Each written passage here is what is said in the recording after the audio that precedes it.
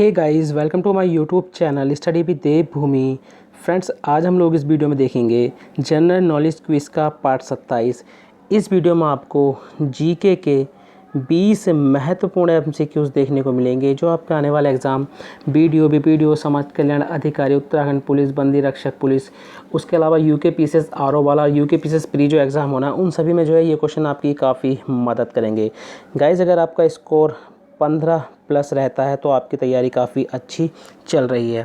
तो गाइज़, अगर आपको वीडियो अच्छी लगती है तो वीडियो को लाइक करें, कमेंट करें, वीडियो को अपने दोस्तों के साथ ज़रूर शेयर करें। तो चलिए ज़्यादा टाइम ना ख़राब करते हुए वीडियो को शुरू करते हैं। तो आज का पहला क्वेश्चन है, अंतर्राष्ट्रीय मजदूर संगठन की स्थापना कब हुई? ठीक है, मजदूर यानी श्रम भी आ सकता है यहाँ पर, अंतर्राष्ट्रीय श्रम, ठीक है, संगठन।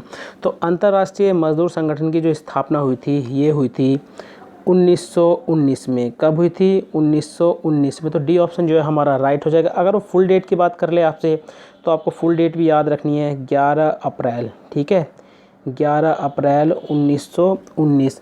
बात करें अंतर्राष्ट्रीय श्रम संगठन की या मजदूर संगठन की, तो इसका मुख्यालय अगर आपसे पूछता है कि इसका मुख्यालय जो है वो कहाँ पर है, तो इसका मुख्यालय है जेनेवा में। ठीक है, कहाँ पर है? जेनेवा, स्विट्ज़रलैंड में। कहाँ पर है गाइज? जिनेवा, स्विट्ज़रलैंड में इसका मुख्यालय है। अंतर्राष्ट्रीय मजदूर संगठन से एक क्वेश्चन और बनता है कि अंतर्राष्ट्रीय मजदूर संगठन को शांति का जो नोबेल पुरस्कार है, ठीक है, शांति का जो नोबेल पुरस्कार है वो कब मिला था? नोबेल पुरस्कार जो है तो ये मिला था इसको 1969 में। कब मिला था? 1969 में। ये पॉइंट आप यहाँ से ज़रूर याद रखेंगे। अगला क्वेश्चन है, विश्व का सबसे ऊंचा ज्वार कहाँ पर आता है? ठीक है, जो ज्वार भाटा है वो कहाँ पर आता है? तो ये आता है फंडी की खाड़ी में। तो बी ऑप्शन जो है हमारा राइट हो जाएगा। फंडी की खाड़ी जो है ये उत्तरी अमेरिका में है और कनाडा से लगती हुई है। ठीक है, अगला क्वेश्चन हो जाएगा, भारत में कब जनहित याचिका की शुरुआत हुई थी? तो भारत में जनहित याचिका की जो शुरुआत हुई थी ये हुई थी 1986 में। कब हुई थी? 1986 में। बी ऑप्शन जो है हमारा राइट हो जाएगा। अगला क्वेश्चन है MS एक्सेल। ठीक है, MS एक्सेल जो होता है, MS एक्सेल, उसमें जो चयनित पंक्तियाँ होती हैं उनको छुपाने के लिए किस शॉर्टकट कुंजी का जो है इस्तेमाल किया जाता है? तो ये किया जाता है कंट्रोल के साथ 9। ठीक है, कंट्रोल+9 को अगर दबाएंगे तो जो MS एक्सेल होता है, ठीक है, MS एक्सेल होता है, MS एक्सेल, तो उसमें जो है चयनित पंक्तियों को छुपाया जाता है। ठीक है, अगला क्वेश्चन हो जाएगा, इंदिरा गांधी नहर कहाँ से निकलती है? तो देखिए, इंदिरा गांधी नहर जो निकलती है गाइज, ये निकलती है हरी के बैराज से। किससे निकलती है? हरी के बैराज से ये जो है निकलती है। एक क्वेश्चन आता है कि हरी का बैराज जो है कहाँ पर स्थित है? तो ये पंजाब में स्थित है। ठीक है, कहाँ पर स्थित है? पंजाब में स्थित है। ठीक है, और हरी का बैराज किस नदी के संगम पर बना हुआ है? तो ये सतलज और ब्यास नदी के संगम पर जो है ये बना हुआ है। ठीक है, हरी के बैराज से जो नदी निकलती है इंदिरा गांधी नहर, ठीक है, इंदिरा गांधी नहर को जो है राजस्थान की गंगा भी कहा जाता है। ठीक है, राजस्थान की गंगा भी इसको कहा जाता है।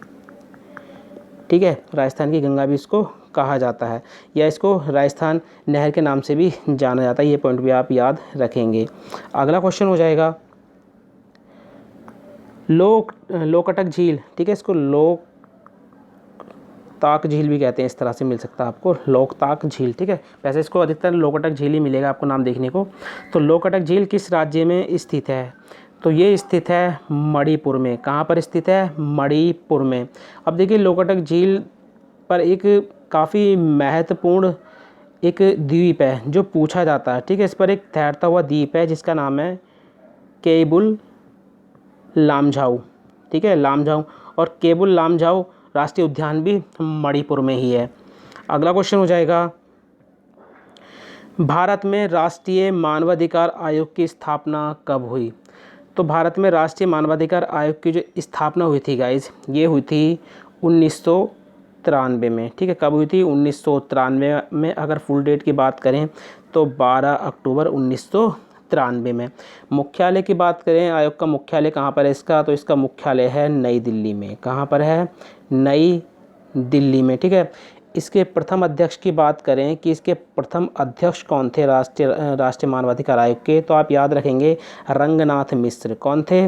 रंगनाथ मिश्र जो थे राष्ट्रीय मानवाधिकार आयोग के प्रथम अध्यक्ष थे। अगर आपसे पूछ लेता है वर्तमान में इसका अध्यक्ष कौन है, ठीक है, वर्तमान में इसके अध्यक्ष कौन है, तो आप नाम याद रखेंगे अरुण कुमार मिश्रा। कौन है? अरुण कुमार मिश्रा जो हैं इसके वर्तमान में अध्यक्ष हैं। ठीक है, अब देखिए इसका कार्यकाल आपसे पूछ सकता है राष्ट्रीय मानवाधिकार आयोग का जो अध्यक्ष होता है उसका कार्यकाल कितने वर्ष का होता है, तो उसका कार्यकाल होता है गाइज या तो वो 3 वर्ष पूरे कर ले या उसकी एज जो है 70 वर्ष तक हो जाए, मतलब दोनों में से जो पहले ही हो जाए। ठीक है, 3 वर्ष या 70 वर्ष की आयु तक। अगला क्वेश्चन हो जाएगा गाइज, भारत में किस पठार का निर्माण ज्वालामुखी विस्फोट से हुआ है, तो गाइज ये किसका निर्माण हुआ है? दक्खन के पठार का। किसका हुआ है? दक्खन के पठार का। अब देखिए दक्षिण भारत का मुख्य भूभाग, ठीक है, दक्षिण भारत का मुख्य भूभाग जो है इसी पठार पर जो है स्थित है। अगर इसकी आकृति की बात करें, दक्षिण का जो पठार है तो इसकी आकृति है त्रिभुजाकार। कैसी है इसकी आकृति? त्रिभुजाकार इसकी आकृति है।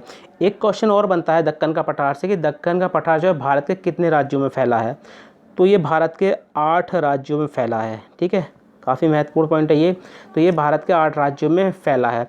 एक क्वेश्चन और बनता है कि जो दक्कन का पठार है ये किन चट्टानों से निर्मित है, तो ये आग्नेय चट्टानों से निर्मित है। किन चट्टानों से निर्मित है? आग्नेय चट्टानों से जो है ये निर्मित है। अगला क्वेश्चन हो जाएगा, छत्तीसगढ़ की बैलाडीला झील, ठीक है, बैलाडीला खान जो है, बैलाडीला खान सॉरी, छत्तीसगढ़ की जो बैलाडीला खान है ये किसके लिए प्रसिद्ध है, तो ये जो प्रसिद्ध है गाइज ये है लौह अयस्क के लिए। ठीक है, लौह अयस्क के लिए।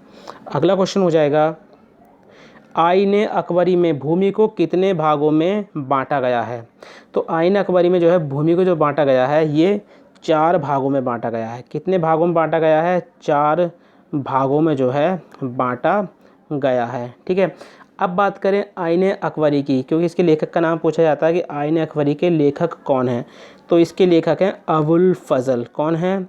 अबुल फजल हैं। ठीक है, ये अकबर के नवरत्नों में से एक माने जाते हैं। इस पुस्तक में देखिए 3 खंड है। अब यहाँ से कन्फ्यूजन भरा क्वेश्चन आता है कि आईने अकबरी के खंड कितने हैं। अगर आपसे पूछता है खंड कितने हैं, ठीक है, तब आपको 3 लगाना है। कितने लगाना है? 3 लगाना है। और देखिए अंतिम खंड जो है इसी का अंतिम खंड अगर पूछ लेगा कि अंतिम खंड को क्या कहते हैं, अंतिम खंड जो है इसका, तो उसको कहते हैं अकबरनामा। क्या कहते हैं उसको? अकबरनामा। जो इसका अंतिम खंड है उसको अकबरनामा के नाम से जानते हैं। इसकी भाषा जो आईने अकबरी की ये फ़ारसी भाषा है। किस भाषा में है ये? फ़ारसी भाषा में। अगर आपसे ये पूछता है कि आईने अकबरी के कितने भाग हैं, तब आपको 5 लगाना है। ठीक है, देखिए बड़ा कन्फ्यूजन होता है। आईने अकबरी के अगर खंड की बात करता तो 3 लगाने, अगर भाग पूछता कितने भाग हैं तो 5 लगाने हैं। ठीक है, अब देखिए खंड और भाग ये अलग अलग कैसे हैं अभी इसको बताते हैं। तो जो इसमें 5 भाग हैं, इसमें पहला जो भाग है, ठीक है, उसमें जो है अकबर का जो दरबारी विवरण मिलता है पहले पार्ट में। ठीक है, अकबर का जो दरबार था उसके बारे में विवरण मिलता है। दूसरे भाग में क्या मिलता है? जो राज्य कर्मचारी थे, सैनिक थे, ठीक है, नागरिक थे, जो सिविल वाले थे नागरिक, और जो वैवाहिक होते थे, ठीक है, और जो शिक्षा संबंधी जितने भी नियम थे वो भाग 2 में आते थे। तीसरे में क्या आता था? तो तीसरे में आती थी न्याय और प्रबंधन। ठीक है, तीसरे भाग में क्या था? न्याय और प्रबंधन। चौथे में क्या आता था? हिंदुओं की दशा। ठीक है, ये काफ़ी महत्वपूर्ण पूछा जाता है कि किस भाग में जो है हिंदुओं के बारे में विवरण मिलता है, तो ये है चौथा भाग। ठीक है, और 5वें भाग में क्या मिलता है? जो अकबर के कथन थे ना, प्रसिद्ध कथन, वो 5वें भाग में मिलते हैं। तो इस तरह से आप याद रखना, आईने अकबरी में जो खंड 3 है, जिसका अंतिम खंड जो है अकबरनामा है। अगर पूछ लेगा आईने अकबरी के भाग कितने, तब आपको 5 लगाना है। ठीक है, और 5 को मैंने आपको बता दिया किस भाग में क्या है। अगला क्वेश्चन हो जाएगा, गांधी जी की दांडी साबरमती से किस तिथि को प्रारंभ हुई थी और किस तिथि को दांडी पहुंची थी? तो देखिए गांधी जी ने जो है नमक कानून को तोड़ने के लिए जो है दांडी मार्च की शुरुआत की थी। ठीक है, जो साबरमती आश्रम है कहाँ पर है ये? अहमदाबाद में। तो साबरमती आश्रम से, ठीक है, कितने लोगों को लेकर? गांधी सहित 18 लोग। कब? 18 लोग 12 मार्च। ठीक है, 12 मार्च 1930 से 6 अप्रैल 1930 को ये, ठीक है। 12 मार्च को इन्होंने शुरुआत की थी और ये 6 अप्रैल 1930 को कहाँ पहुँचे थे, जो समुद्री तटीय गाँव था दांडी, यहाँ पर पहुँचे थे। जब 6 अप्रैल 1930 को गांधी जी यहाँ पहुँचे थे तो इन्होंने हाथ में नमक लेकर, क्वेश्चन पूछा जाता है कि गांधी जी ने नमक कानून का जो है विरोध कब किया था, तो आप लगाएंगे 6 अप्रैल 1930 को, ठीक है। इन्होंने हाथ में नमक लेकर जो है वहाँ पर नमक कानून का जो है विरोध किया था।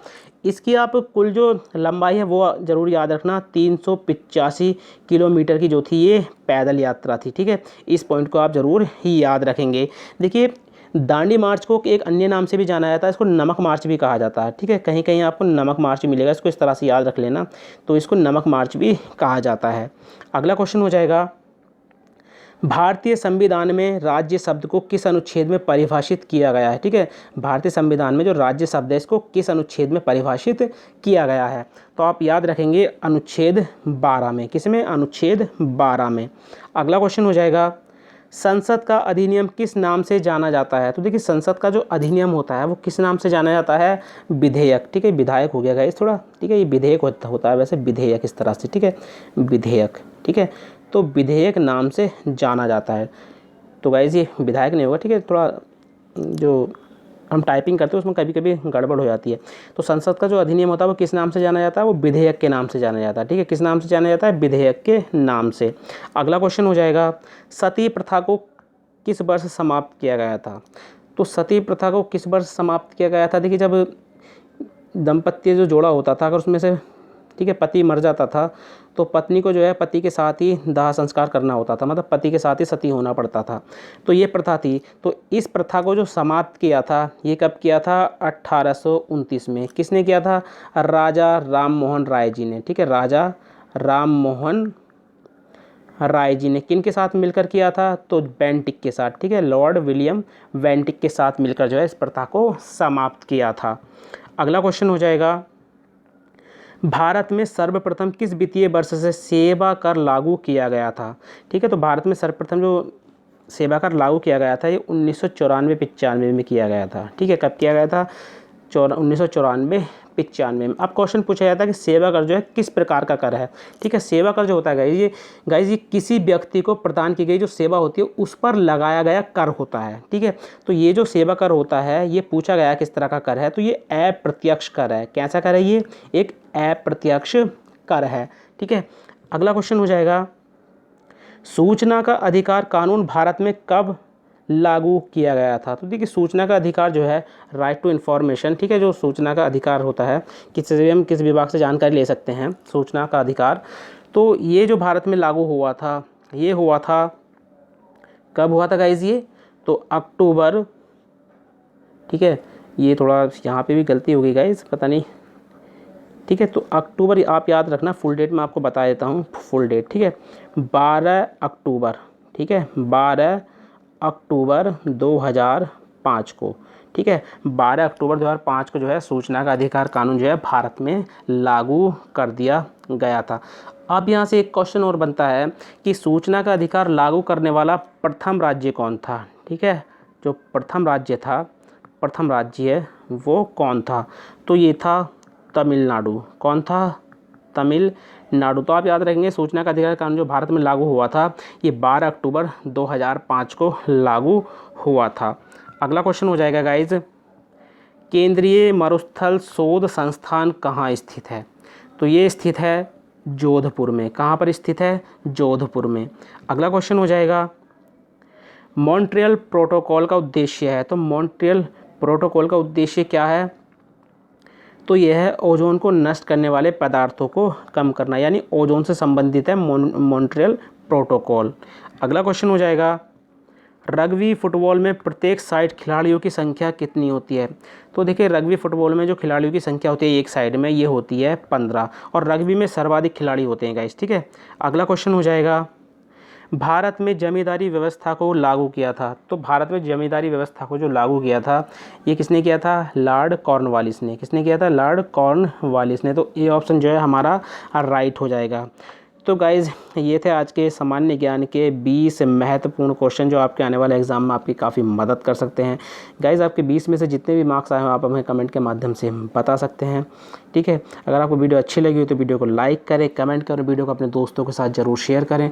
अगर आप हमारे चैनल से जुड़ना चाहते हैं तो आप हमारे चैनल स्टडी विद देवभूमि को सब्सक्राइब कर सकते हैं। जब चैनल को सब्सक्राइब करें तो बराबर वाले घंटे के निशान को जरूर क्लिक कर लें ताकि आप किसी भी वीडियो के नोटिफिकेशन को मिस ना कर पाएँ। चलिए मिलते हैं अपनी नेक्स्ट वीडियो में। Thank you for watching.